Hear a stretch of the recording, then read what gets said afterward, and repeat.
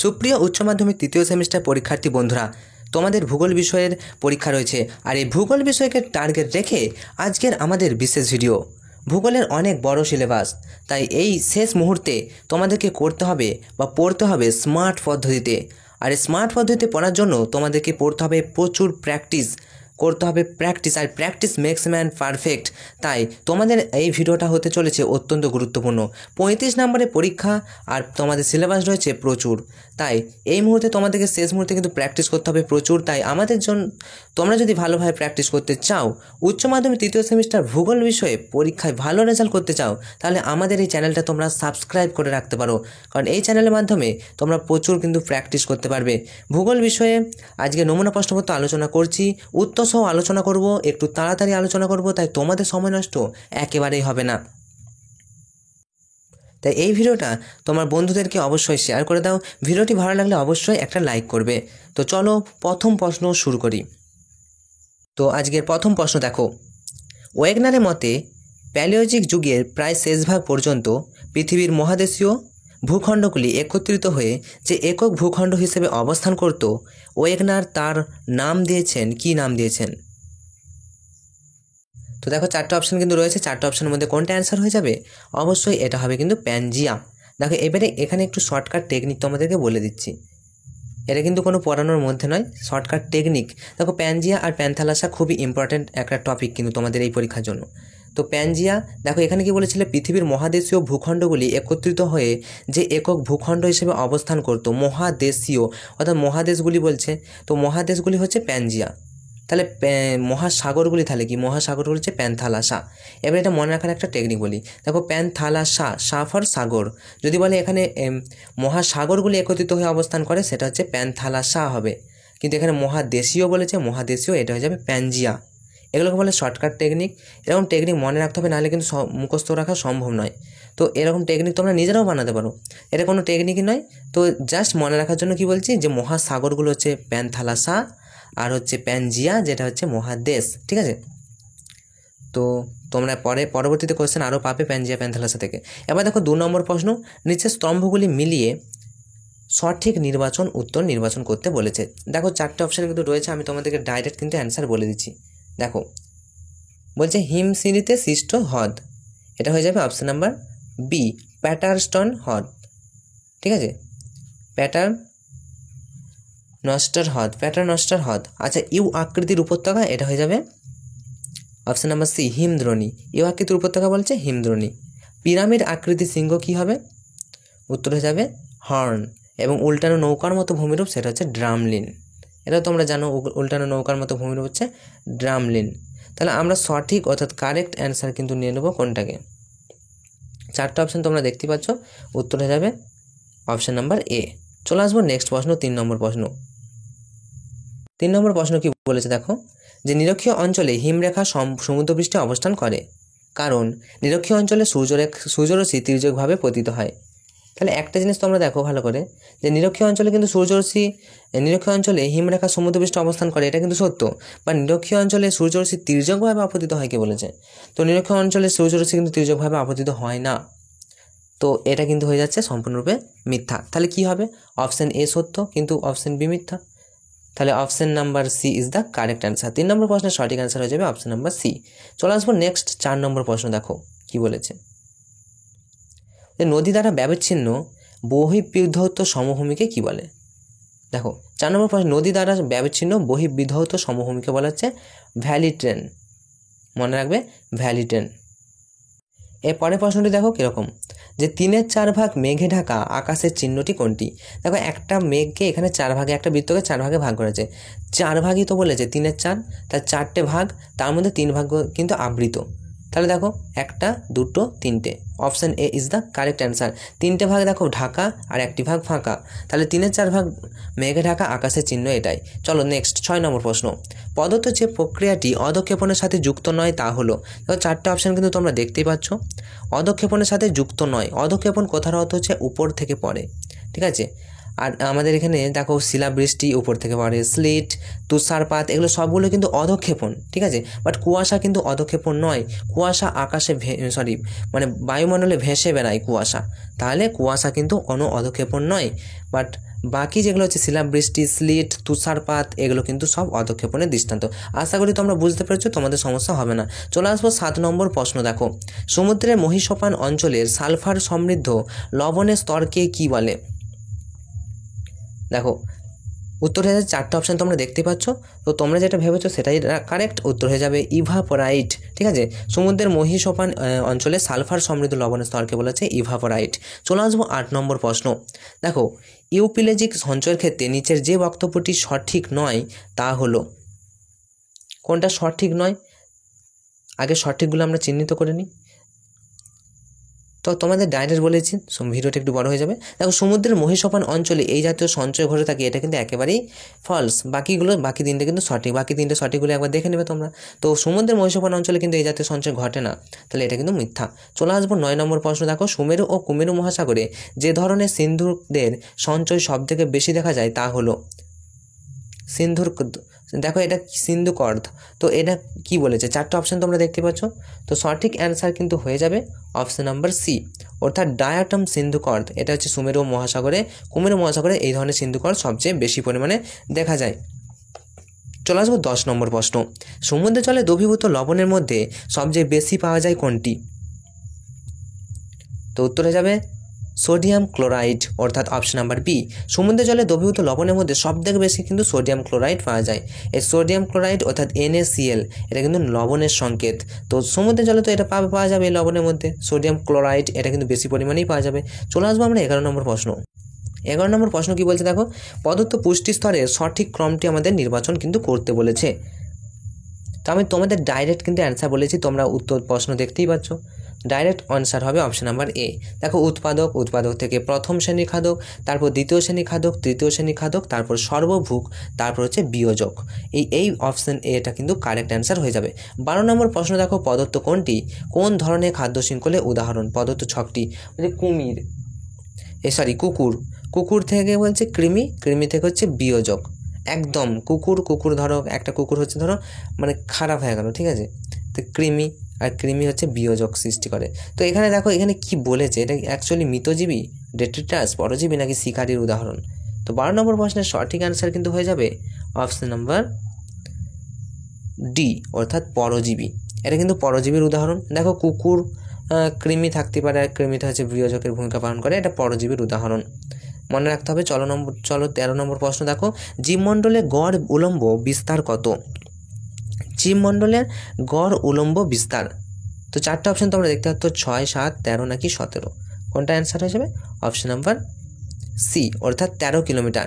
জীবমণ্ডলে গড় উলম্ব বিস্তার হচ্ছে 13 কিলোমিটার, এটা একটু মনে রাখবে। চলো নেক্সট 14 নম্বর প্রশ্ন। বাস্তুতন্ত্রের অন্তর্গত কোনো জীবের পুষ্টি সংগ্রহের এলাকাকে ড্যাশ বলে? বাস্তুতন্ত্র কথার অর্থ হচ্ছে ইকোলজি, তবে এখানে কি বলেছে দেখো, পুষ্টি সংগ্রহ বলেছে। তো পুষ্টি সংগ্রহের এলাকাকে কি বলে? 14 নম্বর প্রশ্নের সঠিক অ্যান্সার হয়ে যাবে ইকোলজিক্যাল নিচ বা নিস। ইকোলজিক্যাল নিচ বা নিস, বাস্তুতন্ত্র মানেই তো ইকোলজি, ঠিক আছে। তাহলে ইকোলজিক্যাল নিস বলা হচ্ছে বা নিসে। নেক্সট 15 নম্বর অনুচ্ছেদটা খুব মনোযোগ সহকারে তোমাদের পড়তে বলেছে, আমি তোমাদের পড়ে দিচ্ছি, একটু ভালো করে শুনো। ওই যে 1875 খ্রিস্টাব্দে ভূতাত্ত্বিক এডওয়ার্ড সুয়েজ সর্বপ্রথম বায়োস্ফিয়ার শব্দটি প্রচলন করে। এক্ষেত্রে বায়োস্ফিয়ার বলতে সুয়েজ পৃথিবী পৃষ্ঠে এমন স্থানকে নির্দেশ করেছেন যেখানে জীবকুল বসবাস করে থাকে। ভালো কথা। পরবর্তীকালে 1920 খ্রিস্টাব্দে ভ্লাদিমির ভার্নাডস্কি বাস্তুতান্ত্রিক প্রেক্ষাপটে বায়োস্ফিয়ার শব্দের ব্যবহার করেন। ভার্নাডস্কির মতে বাস্তুবিদ্যা হলো জীবমণ্ডলস্থ বিজ্ঞান। তো বাস্তুতান্ত্রিক প্রেক্ষাপটে বায়োস্ফিয়ার শব্দটি প্রয়োগ করেন কে? ব্যাস, এত কথার কি দরকার ছিল?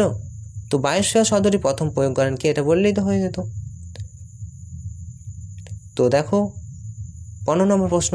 এই 15 নম্বর প্রশ্নের 4টে অপশন তোমরা দিয়েছে, তোমরা নিজেরাই পারবে। এটা পড়ার পর তোমরা নিজেরাই পারবে। দেখো কোনটা অ্যান্সার হবে বলে দাও। উত্তর হয়ে যাবে অপশন নাম্বার সি, ভার্নাডস্কি, ঠিক আছে। চলো নেক্সট 16 নম্বর প্রশ্ন দেখো, জনসংখ্যার বিবর্তন তত্ত্বের প্রথম পর্যায় বলতে কি বোঝো? দেখো তোমাদের পার্ট এ পার্ট বি এতক্ষণ পর্যন্ত পার্ট এ হচ্ছিল, এবার দেখো পার্ট বি, তোমাদের কোশ্চেনের মধ্যে এরকম পার্ট করা থাকবে। জনসংখ্যার বিবর্তন তত্ত্বের বলেছে দেখো প্রথম পর্যায় বলতে কি বোঝো? দেখো 4টে অপশান কিন্তু রয়েছে, তো উত্তর হয়ে যাবে 16 নম্বর প্রশ্নের সঠিক অ্যান্সার প্রাক শিল্প বিপ্লবের সময়কালকে কিন্তু জনসংখ্যার বিবর্তন তত্ত্বের প্রথম পর্যায়ে বলা হয়। মনে রাখবে। নেক্সট 17 নম্বর প্রশ্ন, মোট জনসংখ্যা ও মোট জমির অনুপাতকে কি বলে? দেখো খুব ইম্পর্টেন্ট এই প্রশ্নটা, কিন্তু এটা তোমরা পারার কথা। 17 নম্বর প্রশ্নের সঠিক অ্যান্সার হয়ে যাবে জমি ঘনত্ব। মোট জনসংখ্যা এবং মোট জমির যে অনুপাত ডিভাইড, এটা কিন্তু বলেছে জমি ঘনত্ব। চলে আসবো 18 নম্বর প্রশ্ন। দেখো, প্রদত্ত যেসব দেশের জনসংখ্যা পিরামিডের আকৃতি ঘন্টা বা বেলের মতো, যেসব দেশের জনসংখ্যাটা পিরামিড আকৃতি ঘন্টা বা বেলের মতো তা হলো, তো দেখো 4টে অপশান কিন্তু রয়েছে, উত্তর হয়ে যাবে অপশান নাম্বার ডি, অর্থাৎ আমেরিকা যুক্তরাষ্ট্র এবং কানাডা। এখানকার দেশের জনসংখ্যা পিরামিড আকৃতির মতো বা ঘন্টা বা বেলের মতো। চলে আসবো 19 নম্বর প্রশ্ন। দেখো কি বলছে, জনসংখ্যার পরিমাণ অনুসারে দেশ বা স্থানগুলিকে অধক্রম অনুযায়ী সাজাও। অধক্রম কথার অর্থ হচ্ছে বড় থেকে ছোট, আর ঊর্ধ্বক্রম মানে ছোট থেকে বড়, তাহলে অধক্রম অনুযায়ী আমাদেরকে সাজাতে বলছে, অর্থাৎ বড় থেকে ছোট। দেখো 4টে অপশান তোমরা দেখতেই পাচ্ছ, এখানে কোনটা আগে হবে সেটা তোমাদের বলতে হবে। আমি ডাইরেক্ট অ্যান্সার বলে দিলাম অপশান নাম্বার এ। প্রথম হবে 2 অর্থাৎ ভারত, তারপর হবে 1 অর্থাৎ ঘানা, ঠিক আছে, তারপর হবে 3 অর্থাৎ 3 নম্বর কী আছে, নরওয়ে, মানে বড় থেকে ছোট, তাই তো। তাহলে প্রথমে ভারত হচ্ছে সব থেকে প্রথম, তারপর হচ্ছে 1 নম্বর যেটা বলেছে ঘানা, ঠিক আছে, তারপর 3 নম্বরে কী বলছে নরওয়ে, এবং 4 নম্বর যেটা রয়েছে সেটা হচ্ছে আটাকামা মরুভূমি অঞ্চল। তো দেখো ভারত, রাশিয়া, রাশিয়া, তারপর আমেরিকা যুক্তরাষ্ট্র, তো এদের কিন্তু নেই। এই 4টে অপশানের মধ্যে তোমাদেরকে বলতে হবে কিন্তু। তাহলে ভারত প্রথম, জনসংখ্যার পরিমাণ হচ্ছে ভারত প্রথম, তারপর ঘানা আছে, তারপরে মানে এই 4টের মধ্যে আর কি, তারপর ভারতের পরেই ঘানা, এখানে 4টের মধ্যে আছে বলে, তারপর 3 নম্বর 4 নম্বর হচ্ছে, বুঝতে পেরেছো। চলে আসবো 20 নম্বর প্রশ্ন। দেখো যখন জন্মহার আর মৃত্যুহার না সমান হয় তখন তাকে কী বলে? তো এটা তো বিরাট সোজা প্রশ্ন একটা, তোমরা যারা একটু পড়াশোনা করেছো এটা পেরে যাবে, শূন্য জনসংখ্যা বৃদ্ধি, অর্থাৎ বৃদ্ধি হলেও না আবার হ্রাসও হলো না, জন্মহার মৃত্যুহার সমান, এটাকে বলেছে শূন্য জনসংখ্যা বৃদ্ধি। চলে আসবো আমরা 21 নম্বর প্রশ্ন। এবার 21 নম্বর প্রশ্নটা কী বলেছে একটু শুনো, বলছে আয়তন অনুসারে পৌর বসতি ক্রম অনুসারে সাজাও। 4টে অপশান তোমাদের রয়েছে, আয়তন অনুসারে কিন্তু বলেছে। তো 21 নম্বর প্রশ্নের সঠিক অ্যান্সার হয়েছে, আমি তোমাদের বলেছি অপশান নম্বর সি হবে, ঠিক আছে। প্রথমে 2টা হবে অর্থাৎ ইওপলিস, তারপর হচ্ছে ক্রম অনুযায়ী সাজাতে বলেছে, তারপর ইওপলিসের পর কত হবে 3 নম্বর হবে অর্থাৎ ইকোমোনোপলিস, তারপর হবে টিরানোপলিস, এবং তারপর একটু মিস্টেক, 2 নম্বরটি আগে হবে, ঠিক আছে, ইওপলিস, তারপর 3 নম্বরটি হবে, 3 নম্বর কোনটা আছে পলিস, তারপরে 1 নম্বর হবে টিরানোপলিস, এবং 4 নম্বর হচ্ছে ইকোমোনোপলিস। চলে আসবো আমরা 22 নম্বর প্রশ্ন। দেখো প্রতিকূল প্রাকৃতিক পরিবেশে গড়ে ওঠা জনবসতি হয় ড্যাশ বসতি, খুব ইম্পর্টেন্ট প্রশ্ন। দেখো 22 নম্বর প্রশ্নের সঠিক অ্যান্সারটা হয়ে যাবে অপশান নাম্বার বি, অর্থাৎ অপশান নাম্বার ডি, প্রতিকূল ভূপ্রাকৃতিক পরিবেশে গড়ে ওঠা জনবসতি হচ্ছে বিক্ষিপ্ত প্রকৃতির। কারণ প্রতিকূল কথার অর্থ আর অনুকূল কথার অর্থ তোমাদের জানতে হবে। অনুকূল কথার অর্থ হচ্ছে ভালো, আর প্রতিকূল কথার অর্থ হচ্ছে খারাপ। তো প্রতিকূল মানে হচ্ছে ধরো আবহাওয়া খারাপ, প্রতিকূল মানে সব দিক থেকে খারাপ, এরকম একটা প্রাকৃতিক পরিবেশে হচ্ছে গড়ে ওঠা জনবসতিটা হচ্ছে বিক্ষিপ্ত প্রকৃতি, এখানে ছড়িয়ে ছিটিয়ে কিন্তু মানুষ বসবাস করে, একসাথে একগাদা হয়ে বসবাস করতে পারে না, এটা বিক্ষিপ্ত প্রকৃতি। মনে রাখবে প্রতিকূল অবস্থা যে আবহাওয়া খারাপ, মানে কিছু ছাড়া ভূমিকম্প হচ্ছে বা ধস নামছে, এরকম এলাকায় মানুষ কিন্তু বিক্ষিপ্তভাবেই বসবাস করে, অর্থাৎ বিক্ষিপ্ত প্রকৃতির হবে। চলে আসবো নেক্সট, কনজারভেশন শব্দটি প্রথম ব্যবহার করে কে? দেখো 23 নম্বর প্রশ্নের সঠিক অ্যান্সার হয়ে যাবে প্যাট্রিক গেরেস, ঠিক আছে, option number B is the correct answer, মনে রাখবে। চলো নেক্সট 24 নম্বর প্রশ্ন, ভারতের বৃহত্তম মেট্রোপলিটন শহরটির নাম লেখো। খুব ইম্পর্টেন্ট বড় একটি প্রশ্ন সব থেকে, তো দেখো ভালো করে মনে রাখো। দেখো কি বলছিলাম, ভারতের বৃহত্তম মেট্রোপলিটন শহর, ঠিক আছে, 4টে অপশনের মধ্যে তোমরা দেখতে পাচ্ছ, তোমরা নিজেরাও জানো কিন্তু ভারতের বৃহত্তম মেট্রোপলিটন শহরের নাম কি। তো অবশ্যই আমি অ্যান্সার করে দিচ্ছি অপশন নাম্বার বি, ঠিক আছে, এনসিআর। বৃহত্তর দিল্লি, এটা হচ্ছে ভারতের সবথেকে বড় মেট্রোপলিটন শহর, ঠিক আছে। তো চলো নেক্সট প্রশ্ন আমরা চলে আসবো। বিবৃতি 1 দেখো বলছে বৃত্তাকার জনবসতিকে ক্র্যাল বলে, ঠিক আছে, বৃত্তাকার জনবসতিকে ক্র্যাল বলে, এটা কিন্তু একদম ক্রাল লেখা যায়, তো বৃত্তাকার জনবসতিকে ক্রাল বলে, ঠিক আছে। আবার কারণ বলছে যে আফ্রিকার জুলু উপজাতিরা এই ধরনের জনবসতি গড়ে তোলে, তো একটা কিন্তু সঠিক হলো যে বৃত্তাকার জনবসতিকে ক্রাল বলে, তো আফ্রিকার জুলু উপজাতিরা এই ধরনের জনবসতি গড়ে তোলে, এটার সাথে এটা কি কানেকশন আছে? কিছু কানেকশন নেই। তাহলে আমরা সঠিক অ্যান্সার কী করছি, অপশন নাম্বার এ। আর দুটোই কিন্তু সঠিক, বাট আর এর সঠিক ব্যাখ্যা নয়, option number A is the correct answer. চলো 26 নম্বর প্রশ্ন, পার্ট সি থেকে দেখো, নিচের তথ্যগুলি থেকে সত্য মিথ্যা বাক্যগুলি নির্ধারণ করো। দেখো সত্য মিথ্যা কিন্তু তোমাদের করতে বলেছে, 4টে অপশন তোমরা দেখতেও পাচ্ছ। তো প্রথমে অপশন ওয়াইজ আমি তোমাদেরকে ডাইরেক্ট বলেছি কোনটা সত্য কোনটা মিথ্যা, ঠিক আছে। তো প্রথম প্রশ্ন কি বলছে দেখো, বলছে স্বাধীন ভারতের প্রথম আদমশুমারি হয়েছিল 1972 খ্রিস্টাব্দে। প্রথম আদমশুমারি 1972 হয়নি, তো এটা কিন্তু একেবারে সম্পূর্ণ মিথ্যা। কেরালায় শিক্ষা অনুপাত সবচেয়ে বেশি, একদম কারেক্ট। কেরালা শিক্ষার দিক থেকে কেরালা কিন্তু ভারতের মধ্যে সবথেকে একটা বড় রাজ্য বলতে পারো কেরালা শিক্ষার দিক থেকে, ঠিক আছে। শিক্ষার দিক থেকে প্রথম কেরালা। চলে আসবো, এটা কিন্তু ঠিক আছে। আচ্ছা, 2010 সালের পরিসংখ্যান অনুযায়ী ভারতের সাক্ষরতার হার 71.04%। না 2011 সালের অনুযায়ী এটা এতটা হবে না, 71.04% নয়, এটা মিথ্যা আছে। আচ্ছা নেক্সট বলে কিছু নেই। তাহলে এখানে দেখো এই 26 নম্বর প্রশ্ন অপশান ওয়াইজ যদি অ্যান্সার করি তাহলে অপশান কিন্তু বি হয়ে যাচ্ছে। দেখো প্রথমেটা মিথ্যা, তারপরটা সত্য, তারপরে মিথ্যা। তো চলে আসবো আমরা 27 নম্বর প্রশ্ন, ভারতে কোন পদ্ধতিতে সবচেয়ে বেশি জলসেচ করা হয়? মোস্ট ইম্পর্ট্যান্ট প্রশ্ন। দেখো কোন পদ্ধতিতে, মনে রাখবে কূপ এবং নলকূপের মাধ্যমে সবচেয়ে বেশি কিন্তু জলসেচটা করা হয় ভারতে। এই পদ্ধতিতে করা হয়, কূপ ও নলকূপ, মাটির নিচের জল। নেক্সট, বৃষ্টির জল সংরক্ষণে ভারতের ড্যাশ রাজ্যটি অগ্রণী ভূমিকা পালন করে? মোস্ট ইম্পর্ট্যান্ট, পরীক্ষায় চলে আসার মতো একটি প্রশ্ন। উত্তর হয়ে যাবে তামিলনাড়ু রাজ্য। এটা কি করে? অগ্রণী ভূমিকা পালন করে বৃষ্টির জল সংরক্ষণে। নেক্সট 29 নম্বর প্রশ্ন, দেখো ভারতের বৃহত্তম সৌরবিদ্যুৎ কেন্দ্র কোনটি? খুব ইম্পর্ট্যান্ট এই প্রশ্নটিও। উত্তরে যাবে ভাদালা। ভাদালা হলো হচ্ছে ভারতের বৃহত্তম সৌরবিদ্যুৎ কেন্দ্র। নেক্সট, নিচের কোন জোড়াটি ভুল? দেখো তাহলে আগে আমরা ঠিকগুলো বেছে নেবো, তারপর হচ্ছে ভুলটা আমরা অবশেষে পেয়ে যাব। দেখো CIL কলকাতা, এটা কিন্তু ঠিক সম্পূর্ণ। ONGC এটা হচ্ছে দেরাদুন, এটা কিন্তু ঠিক ONGC। NTPC এটা হচ্ছে নতুন দিল্লিতে অবস্থিত, এটাও ঠিক। বাট BARC বেঙ্গালুরু এটা কিন্তু ঠিক নয়, তাহলে এই জোড়াটি কিন্তু ভুল আছে। চলে আসবো 31 নম্বর প্রশ্ন, শ্বেত বিপ্লবের রূপকার। খুব ইম্পর্টেন্ট প্রশ্ন।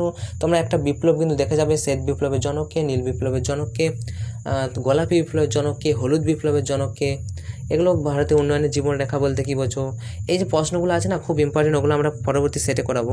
তো ভারতের শ্বেত বিপ্লবের রূপকার ছিলেন, মনে রাখবে শ্বেত বিপ্লব, 4টে অপশান কিন্তু তোমরা দেখতেই পাচ্ছ। শ্বেত বিপ্লবের জনক হচ্ছে ভার্গিস কুরিয়েন, মনে রাখবে। চলে আসবো নেক্সট, শ্বেত মানে সাদা বিপ্লব, ঠিক আছে। আচ্ছা নেক্সট 32 নম্বর প্রশ্ন, দেখো ভারতের উত্তরে শ্রীনগর থেকে দক্ষিণে কন্যাকুমারিকাকে যুক্ত করার জন্য দ্রুতগামী যে সড়ক যোগাযোগ তৈরি হয়েছে সেটি কোন ব্যবস্থা? দেখো তোমরা দেখতেই পাচ্ছ, উত্তর হয়ে যাবে উত্তর দক্ষিণ করিডোর, অর্থাৎ option number C is the correct answer. ভারতের উত্তরে শ্রীনগর থেকে দক্ষিণে কন্যাকুমারিকাকে যুক্ত করার জন্য দ্রুতগামী সড়ক যোগাযোগ উত্তর আর দক্ষিণ, দেখতেই পাচ্ছ উত্তর আর দক্ষিণ, তো উত্তর দক্ষিণ করিডোর। উত্তরে শ্রীনগর আর দক্ষিণে কন্যাকুমারিকা, তাহলে উত্তর দক্ষিণ আছে, উত্তর দক্ষিণ corridor is the correct answer. Next 33 নম্বর প্রশ্ন। 33 নম্বর প্রশ্ন, দেখো কি বলছে, বাম স্তম্ভের সঙ্গে ডান স্তম্ভ মিলাতে বলছে। তো আমি তোমাদের ডাইরেক্ট কিন্তু অ্যান্সার বলে দিচ্ছি। প্রথমে দেখো পাট, উত্তর হয়ে যাবে পাট হচ্ছে ব্যারাকপুর, ঠিক আছে, পাটের সাথে হবে ব্যারাকপুর। নেক্সট চা হবে জোরহাট, আসামে জোরহাট চা গবেষণাগার কেন্দ্র, মনে রাখবে আসামে জোরহাট চা হবে। চলো কার্পাস হয়ে যাবে নাগপুর, এবং ইক্ষু অর্থাৎ আখ, এটা হয়ে যাবে লখনউয়ের আখ বা ইক্ষু। 34 নম্বর প্রশ্ন, দেখো নিচের মাধ্যমগুলির মধ্যে কোনটি আধুনিক যোগাযোগের অন্তর্গত নয় বলেছে? খুব ভালো করে লক্ষ্য করো, অন্তর্গত নয়। তাহলে আধুনিক যোগাযোগের মাধ্যম কি? ইন্টারনেট কিন্তু আধুনিক যোগাযোগের একটা মাধ্যম, দূরদর্শন একটা মাধ্যম, স্যাটেলাইট হচ্ছে আধুনিক যোগাযোগের একটা মাধ্যম। বেতার তো অনেক দিন আগেই উঠে গেছে, প্রায় এখনও কয়েকজনের বাড়িতে হয়তো আছে। তো ইন্টারনেট, দূরদর্শন, স্যাটেলাইট এই তিনটে কিন্তু এখনকার অর্থাৎ আধুনিক যোগাযোগের মাধ্যম, বাট বেতারটা কিন্তু অনেক দিনের, তাই বেতার কিন্তু আধুনিক যোগাযোগের মাধ্যম নয়। নেক্সট দেখো নিচের কোন বাণিজ্য সংগঠনটির সদস্য ভারত নয়? উত্তর হবে Asian, option number D Asian, এটি কিন্তু এর সদস্য ভারত কিন্তু নয়, মনে রাখবে। তো এই ছিল তোমাদের 35টি প্রশ্ন। এই 35টি প্রশ্ন তোমাদের কেমন লাগলো, এই রকমইভাবে তোমাদের বুঝিয়ে প্র্যাকটিস সেট আরও আনবো কিনা সেটা কিন্তু তোমরা অবশ্যই কমেন্ট করে জানাবে। তোমাদের রেসপন্সের উপরে, লাইক কমেন্ট শেয়ারের উপরে নির্ভর করছে পরবর্তী সেটগুলি আসবে কিনা। তো অবশ্যই এই ভিডিওটা তোমার বন্ধুদেরকে প্রচুর পরিমাণে শেয়ার করে দাও। ভিডিওটা ভালো লাগলে অবশ্যই একটা লাইক করো। শেষ মুহূর্তে তোমাদেরকে স্মার্টভাবে পড়তে হবে, আর স্মার্ট পদ্ধতিতে পড়াশোনার জন্য অবশ্যই আমাদের এই চ্যানেলটি সাবস্ক্রাইব করে রাখতে পারো। তো আজকের মতো ভিডিওটা এখানেই শেষ করছি। তোমাদের পরীক্ষা খুব ভালো হবে এই শুভকামনা রয়েছে আমাদের enjoy exam YouTube channel, enjoy exam study centre এবং আমার তরফ থেকে। তো অবশ্যই তোমাদের পরীক্ষা ভালো হোক এই শুভকামনা জানাই। Enjoy exam, all the best.